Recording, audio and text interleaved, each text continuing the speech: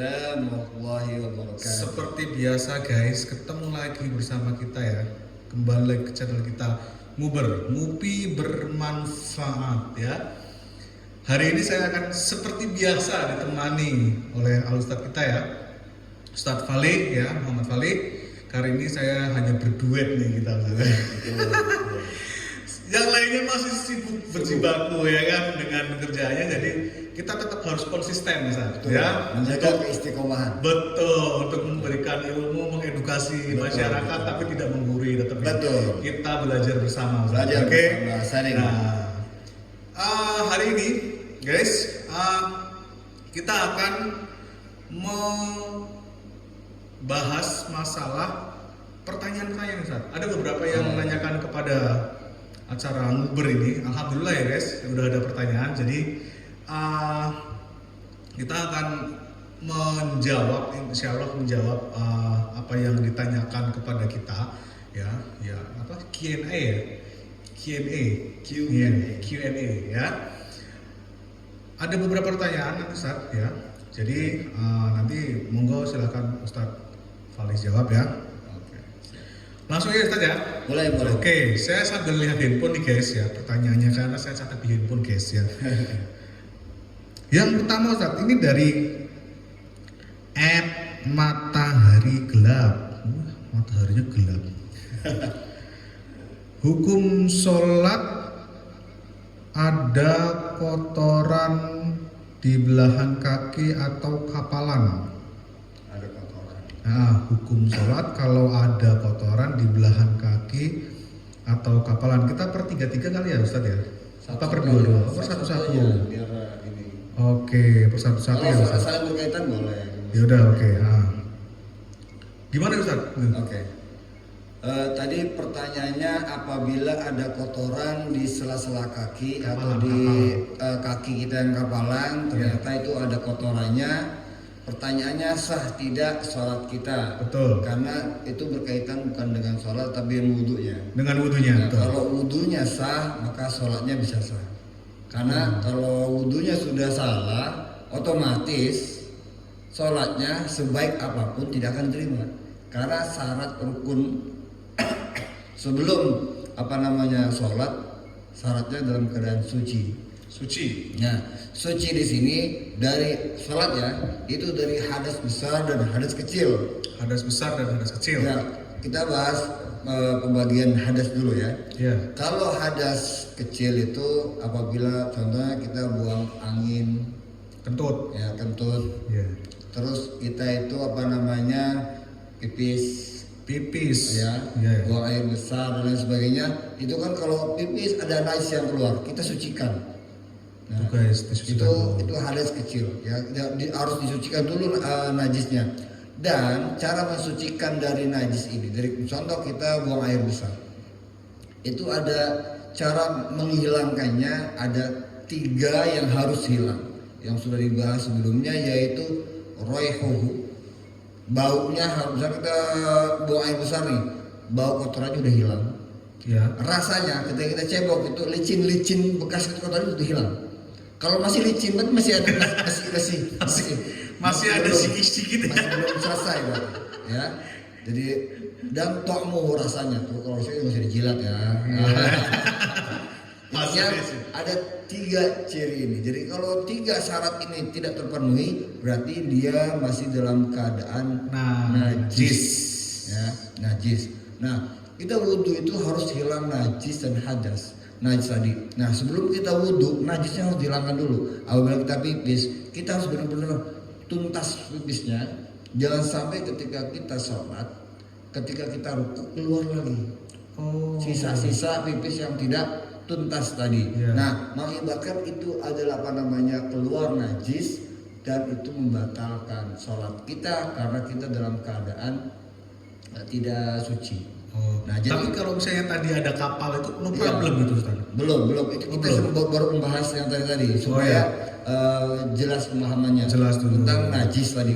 Najis udah hilang, habis itu hadas buang angin gitu kan. Nah, buang angin kan bukan harus dicebokin. Betul. Cukup dengan wudhu ya.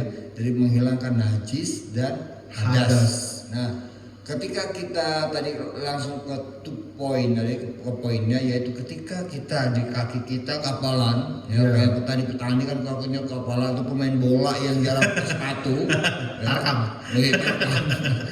kapalan, ada kotoran mungkin sampai kakinya tuh pecah-pecah gitu kan, ada kotoran yang masuk di dalamnya, maka kita usahakan semampu kita, diusahakan semampu sampai hilang itu kotorannya. Nah, kalau cuma kotoran tanah yang tidak najis tidak masalah. Ya, tapi kalau itu najis maka harus dihilangkan. Walaupun itu nempel di kapal. Ya, jadi kita hilangkan.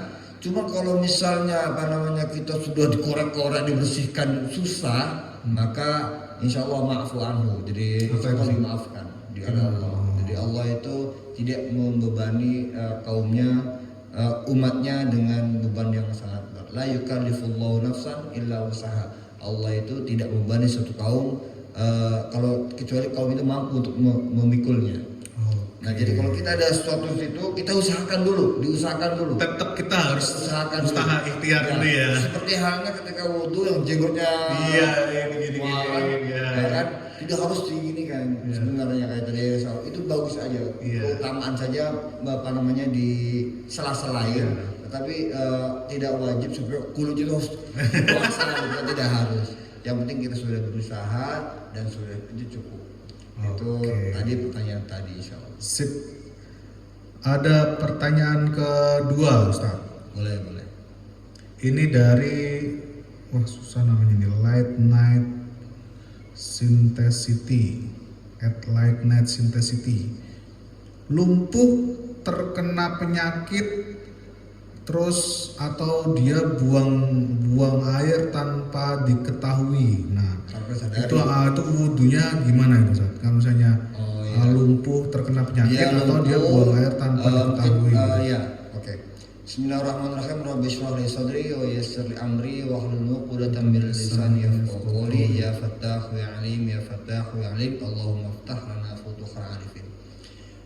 Pertanyaan tadi, apabila ada saudara kita atau nauzubillah kita terkena terdampak atau yang lain ada yang seperti itu, wudunya bagaimana? Yang pertama, kalau sekiranya ada orang saudara kita yang bisa mencebokinya, nah, maka bagus untuk dicebokin najisnya.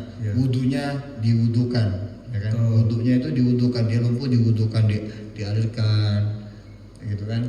Jadi semampunya. Terus kalau dia tidak bisa wudhu sendiri di tempat duduknya, nah maka dia boleh diwudukan. Bukan orang lain wudhu, dinatnya buat dia, bukan.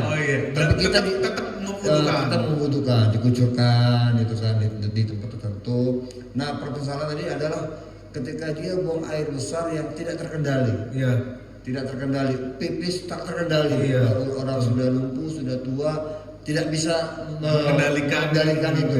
Betul. Maka seperti halnya ada seorang yang haid, yang istihadah, jadi udah selesai masa haid, tetapi masih ada yang keluar, dan itu adalah haid, darah istihadah namanya, bukan haid lagi. Maka dia disumpal pakai pembalut seperti biasa. Dia mandi jinabah, kalau dia mandi besar untuk menghilangkan hadas besar tadi, terus dia sholat.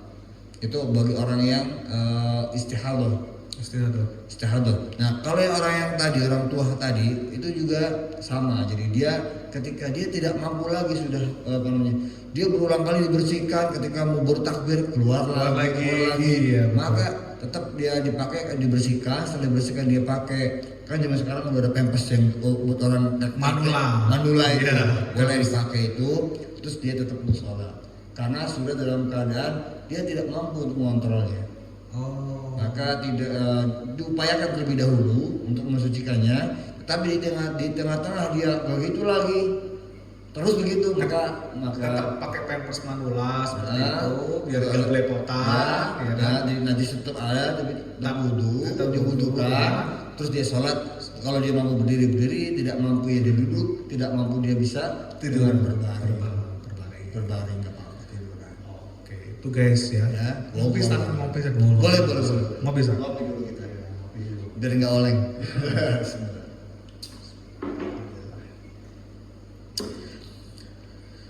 Pertanyaan ketiga, Ustaz. Banyak ya, guys. Ini dari Sugar High Love ya, @sugarhighlove ya. Berwudu saat pernikahan dan ketika dia sudah berhias. Jadi gini, mungkin ini maksudnya ketika dia udah make up ya, udah make up, udah apa-apa, terus dia berwudu gitu. Apakah wudunya itu sah atau gimana?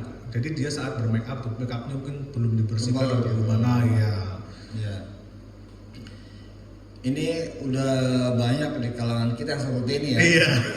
Seperti ini misalnya kita nih bahkan banyak pengantin itu tidak sholat ketika hari pernikahannya karena demi make up yang sudah ini. Betul. Terutama perempuan.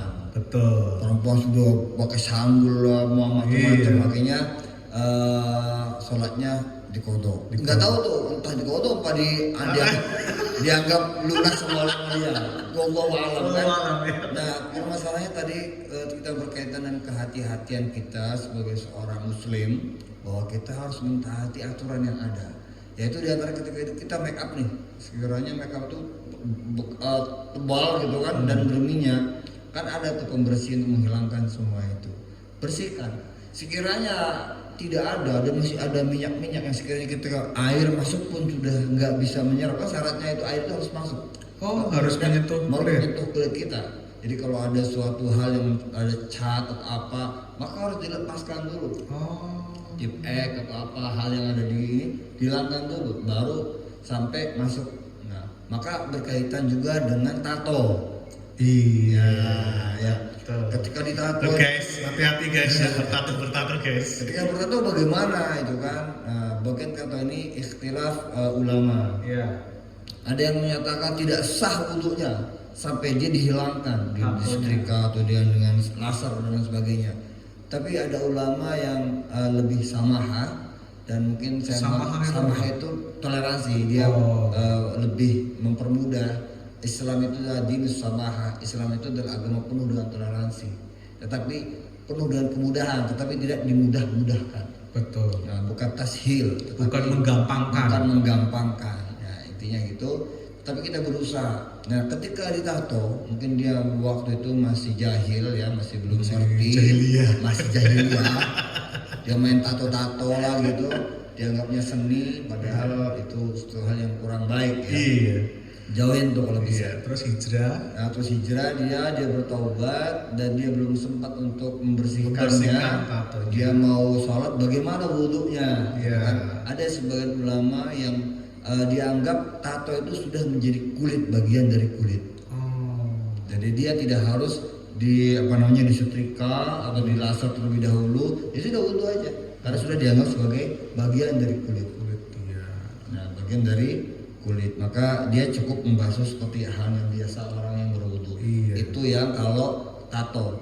Nah, sedangkan kalau yang sifatnya make up tadi, kalau sekiranya bisa dibersihkan, maka bersihkanlah.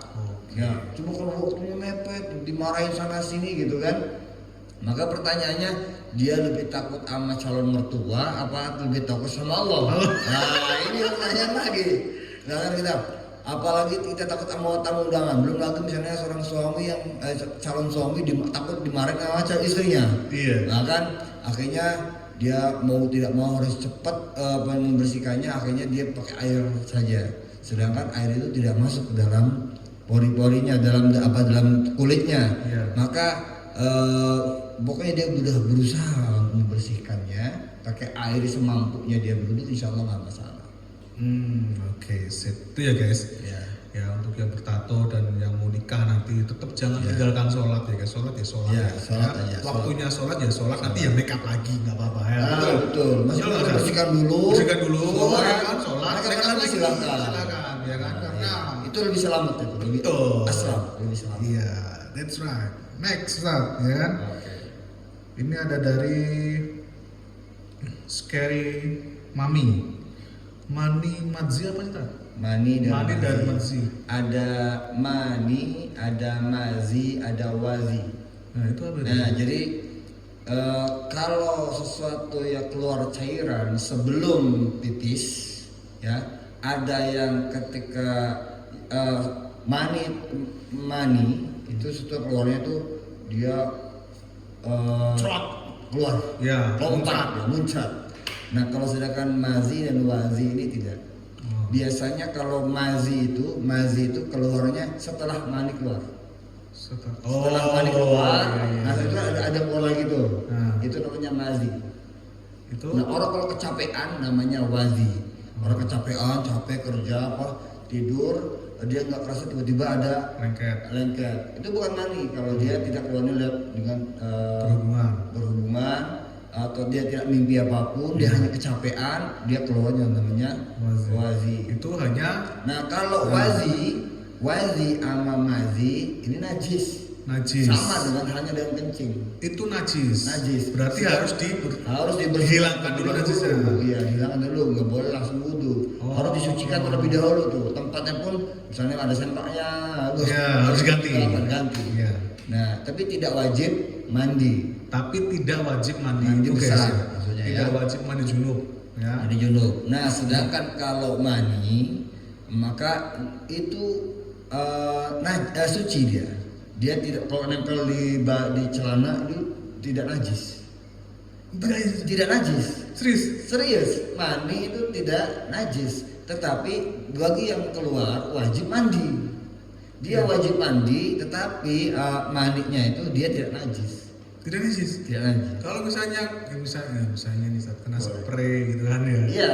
Kena spray. Gitu. Berarti kita kalau misalnya tidur di situ terus habis itu kita wudu, misalnya udah mandi ya kan. Ya. Nah, kita tidur di situ lagi kena bekasnya itu. Ya. Kita cuma wudu, sholat lagi udah. Permasalahannya adalah dikhawatirkan itu bukan hanya mani. Takutnya ada mazi. Kan ada yang keluar lagi setelah mani itu. Takutnya itu ikut campur di dalamnya. Ada kita ikhtiyaton, hati-hati kita. Iya. Kalau masalah mandinya udah jelas, ulama udah sepakat kalau mani itu adalah suci. Nah, tapi ketika dia keluar wajib mandi. Baik itu disengaja maupun tidak disengaja. Kalau tidak sengaja kan misalnya kayak bermimpi, kalau sengaja ketika berhubungan dengan suami istri itu mani. Kalau wazi itu adalah misalnya kita ketika kecapean itu keluar. Nah, atau sebelum kencing karena ada yang ikut. Nah, itu namanya wazi. Nah, sedangkan kalau mazi itu yang menyertai setelah mani keluar. Betul. Wallahu a'lam. Tuh guys ya. Oke. Next Ustaz, ini rada banyak juga ya. Ini ada yang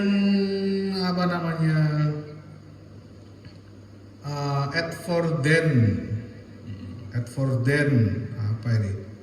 Blicker ya. Menyentuh kemaluan dan di sela-sela mandi, apakah diharuskan berwudu? Jadi dia mungkin menyentuh kemaluan dia waktu mandi gitu kan. Apakah diharuskan berwudu? Ya. Pertanyaannya mandi biasa, mandi junub. Mandi biasa atau mandi junub nih guys? Kita bahas duanya. Ya. Kita bahas kalau kita mandi biasa, apakah ketika dia sebelum mandi dia sudah dalam keadaan berwudu atau tidak? Gitu kan? Kalau dia pas sebelum mandi dia dalam keadaan suci, dalam keadaan berwudu maksudnya, dan dia tidak dalam keadaan hadas besar, punya nggak habis jinabah, nggak haid, dia dalam keadaan suci dan dia sudah berwudu, cuma dia pengen mandi. Betul. Nah, pas dia mandi ketika dia nyentuh bagian ini maka batal wudunya. Sengaja maupun tidak sengaja. Sengaja maupun nggak sengaja. Kita menyentuh punya sendiri maupun punya orang lain. Batal. Wudunya. Punya anak kita misalnya kita nyewokin atau yang lain, maka anak kita juga batal. Iya. Wudunya. Nah, di fikih dibahas jika kita megangnya pakai telapak tangan itu batal wudunya. Tapi ketika nyentuhnya pakai bagian belakang ini maka tidak membatalkan wudu. Oh. Nah, cuma permasalahannya kita nyebokin anak Masa begini. Ini kalau fikih itu saking kehati-hatiannya sampai detail. Iya betul. Sampai detail maksudnya jika suatu ketika misalnya ada kejadian itu hukum fikih sudah ada ya.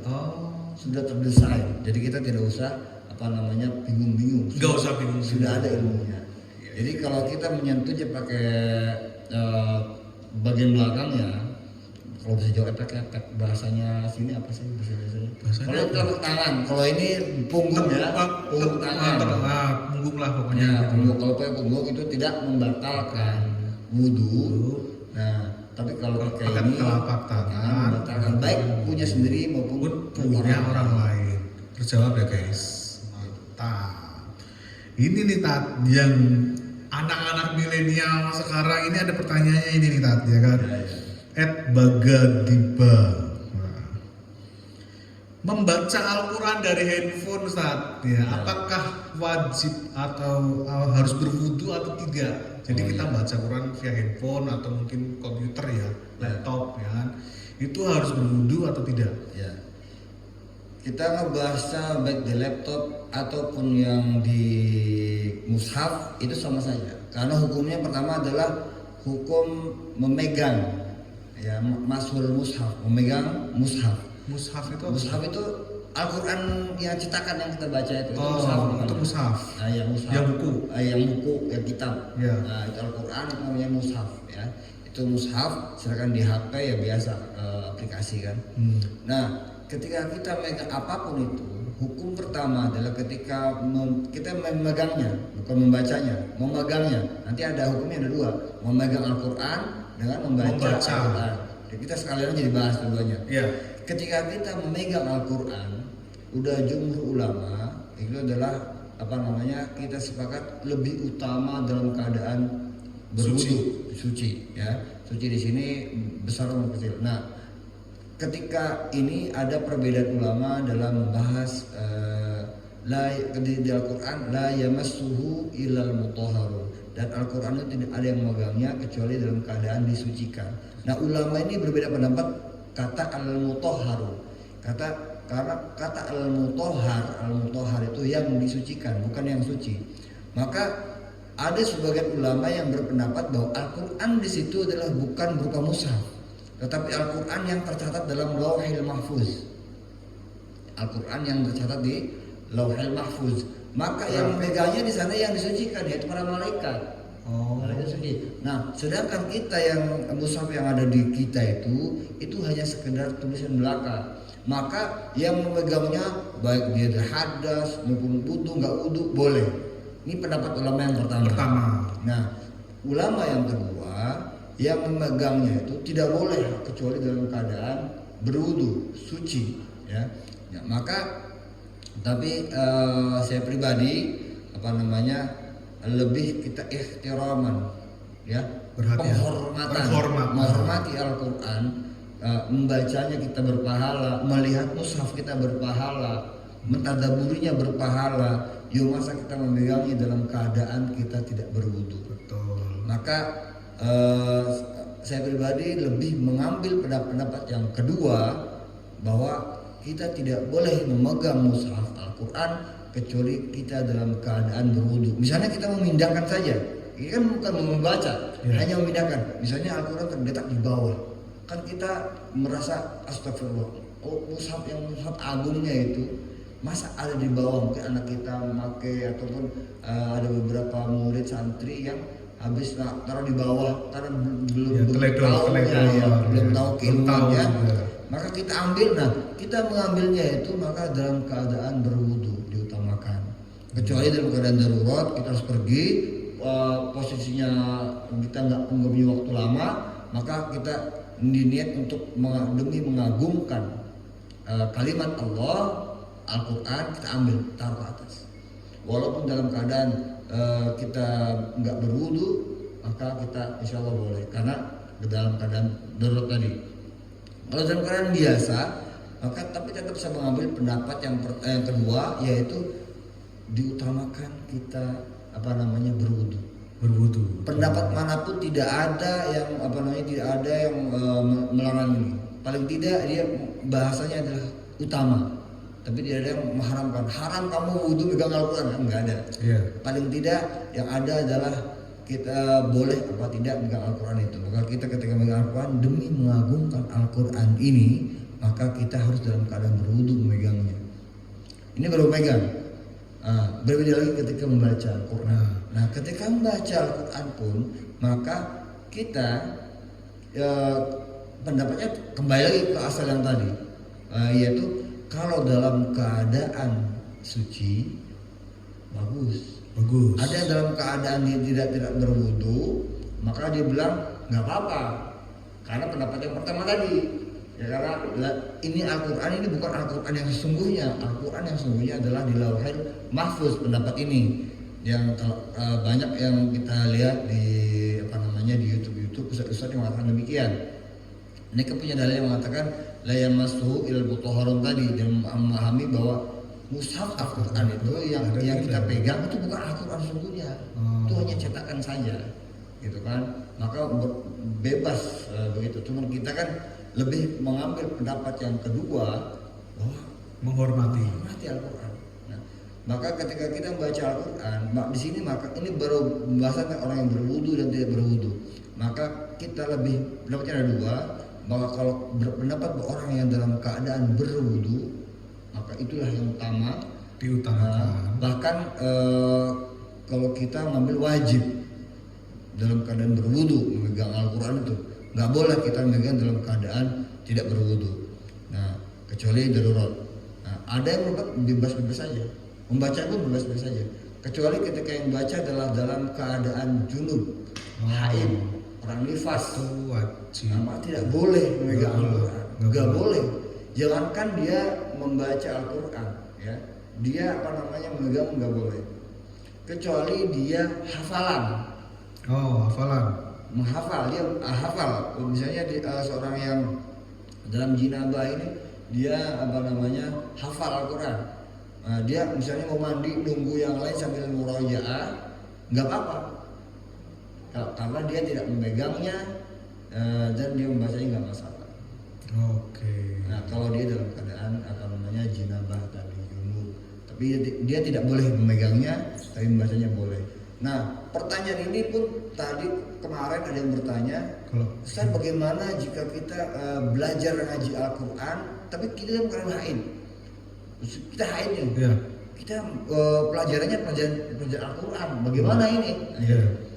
Orang yang dalam keadaan haid, nah apabila dia belajar, maka ketika belajar Al-Quran maka diniati taklim boleh. Ada sebagian ulama yang membolehkan, satu syaratnya niatnya adalah belajar, niatnya taklim, belajar Al-Quran, belajar membaca Al-Quran. Maka jangankan dia membaca, memegangnya pun dia boleh. Tapi dengan niat dia belajar, bukan niat dia tadarus, bukan niat dia membaca Al-Quran untuk mencari pahala. Ya, niatnya bukan mengaji Al-Quran gitu kan, tapi niatnya adalah belajar, misalnya ada tahsin, belajar makhorijul huruf, belajar tajwid, dia harus memegang mushaf. Maka kalau niatnya dia taklim, ulama berpendapat boleh. Nah, kalau misalnya pakai handphone berarti itu sama aja. Nah, kalau pakai handphone pun sama. Nah, perbedaannya adalah yang bertanya, bagaimana jika handphone dibawa ke kamar mandi? Nah, Al-Quran kan mushaf sepakat, tidak ada yang membolehkan membawa mushaf ke dalam kamar mandi. Karena sama aja dengan kita tidak mengagungkan Al-Quran, sama aja kita menyepelekan Al-Quran. Nah, ada yang berpendapat bahwa selama itu dalam mobile, dalam HP itu ada Al-Quran, maka tidak boleh masuk. Tapi saya lebih mengambil pendapat yang lebih mudah, yaitu bahwa boleh saja masuk ke kamar mandi bawa HP. Satu syaratnya tidak membuka aplikasi tersebut. Berarti aplikasi Al-Qurannya gak dibuka. Pertanyaan terakhir, Ustaz. Boleh kan? Boleh nggak sih kita tuh wudu Wudhu kita tuh digantikan mandi. Jadi kita habis mandi nih, nggak usah wudhu, langsung sholat, boleh nggak? Karena ada pertanyaan ini. Mandi itu kan mensucikan badan kita, kita bersih Kalau mandi gitu. semuanya basah, kalau wudhu nggak semuanya basah. Ya, gitu. gitu. Seolah-olah berarti mandi itu lebih utama ketimbang berwudhu. Iya, itu bagaimana Ustaz? Pertama, dalam wudhu itu kita harus tahu syarat rukunnya. Di antaranya syarat rukunnya itu harus tertib, harus urut-urut. Ketika kita berwudhu itu diawali dengan basmalah, membasuh kedua muka, awak yang wajib-wajib ya, muka, tangan. Itu kan harus berurutan sampai ke kaki, nggak boleh dibolak-balik. Ya, atau dibolak-balik. Kalau mandi, apakah berurutan seperti itu? Iya, Emang ketika mandi, baik itu mandi jinabah maupun mandi biasa, kita disunnahkan adalah berwudu sebelum mandi. Oh. Ya, apalagi kita dalam keadaan mandi junub, mandi besar misalnya. Nah, kita kan wudu terlebih dahulu tuh, wudu terlebih dahulu, habis itu mandi. Nah, ada yang bertanya, habis itu kita perlu wudu lagi nggak? Kan sudah wudu tuh di awal. Oh iya. Nah, ada yang bertanya tuh, bahwa kalau kita wudu pertama itu sunnah. Nah, habis kita mandi. Nah, ketika kita mandi, tangan kita kemana-mana. Oh iya. Maka kita megang alun-alun kita itu adalah membatalkan wudu kita. Maka kita harus tetap wudu lagi walaupun sudah mandi. Baik mandi biasa maupun mandi yang luar biasa. Tuh guys, berarti nggak bisa guys ya menggantikan wudhu kamu mandi, biur ya, mau sholat wudhu dulu ya kan? Wudhu hanya bisa digantikan dengan tayamum. Tayamum itu belum kita bahas guys. Nanti next kita akan bahas. Next akan kita bahas. Oke. Itu pertanyaan terakhir kita Ustaz ya. Akhirnya semuanya alhamdulillah ya bisa terjadi ya wallahu alam ya. Sebelum kita tutup, misalnya ada pendapat yang tidak sama dengan kita, itu sah-sah saja, karena punya keilmuan masing-masing. Paling tidak kita menyampaikan yang kita ketahui. Betul. Jika ada sesuatu hal yang salah pada diri kita, silakan komen di bawahnya. Sebutkan kesalahan apa, biar kita perbaiki, kita pelajari lagi. Kita pelajarin lagi. Ya. Apakah ini pendapatnya hanya satu, ada dua, atau tiga, biar kita sama-sama belajar. Karena di sini kita tidak ada yang paling alim. Betul. Jadi kita hanya nge-share keilmuan kita yang kita tahu. Nah, justru ketika ada pertanyaan, sangkalan, itu menjadi bahan untuk kita mempelajari lagi. Betul, Ustaz. Jadi bukan menjadi kita arogan, saya paling benar. Tidak ada. Kita nggak memberi guys. Kita memberi ya, sama-sama. Oke, ngopi dulu Ustaz. Siap. Belum kita tutup. Siap. Oke guys, ya itulah Q&A ya kita tanya jawab kita ya untuk hari ini ya guys. Jangan lupa subscribe ya, komen, ya, like, share ya kan. Kalau misalnya ada pertanyaan ya di komen tadi seperti yang tadi Ustadz Fale bilang ya kan. Kita pokoknya belajar bersama saja dan di sini kita ada ya tidak bermaksud menggurui juga, hanya meng-share ilmu aja ya guys ya. Betul. Ya betul Ustaz. Ya sekian ya Ustaz ya. Oke. Kita tutup dengan doa kafaratul majelis. Subhanakallah wa bihamdika asyhadu an la ilaha illa anta astaghfiruka wa atubu ilaik. Assalamualaikum warahmatullahi wabarakatuh. Waalaikumsalam warahmatullahi wabarakatuh.